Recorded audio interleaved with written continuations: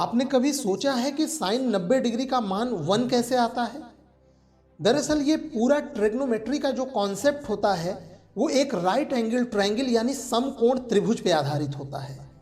तो इस फैक्ट को समझने के लिए कि साइन 90 डिग्री का मान 1 कैसे आता है, हम एक राइट एंगल ट्रायंगल कंसीडर करते हैं। तो ये है हमारा राइट एंगल ट्रायंगल, जिसमें जो राइट एंगल ट्रायंगल का बेस है वो AC है, जिसे हम आधार कहते हैं, और उसका हाइट यानी BC लंब है, और AB जो है वो उस राइट एंगल ट्रायंगल का कोण है जिसे हाइपोटेनस कहते हैं, और ये हमारा थीटा है। तो अब अगर इस ट्रायंगल में हम साइन थीटा लगाते हैं तो साइन थीटा बराबर होता है लंब बटे कोण, यानी हाइट बाई हाइपोटेनस। अब इमेजिन करिए कि इसमें जो थीटा है, जो कि अभी हमें न्यून कोण दिखाई दे रहा है, अब इसकी वैल्यू हम धीरे धीरे बढ़ाएंगे।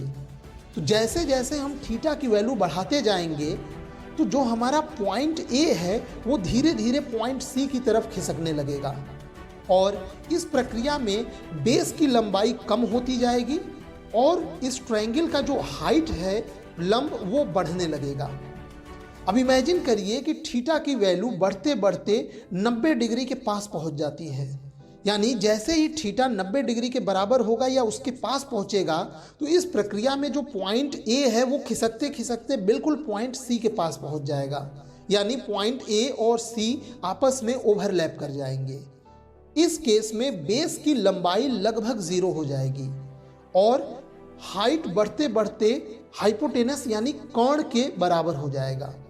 यानी जब थीटा 90 डिग्री के आसपास पहुंच जाएगा तो कोण और लंब दोनों बराबर हो जाएंगे, हाइपोटेनस और हाइट दोनों बराबर हो जाएंगे। तो अब इस केस में अगर हम साइन थीटा लगाएंगे तो साइन थीटा बराबर लंब बटे कोण, हाइट बाई हाइपोटेनस, ये दोनों बराबर होने के कंडीशन में ये दोनों कैंसिल आउट हो जाएंगे और साइन 90 डिग्री का मान 1 आ जाएगा।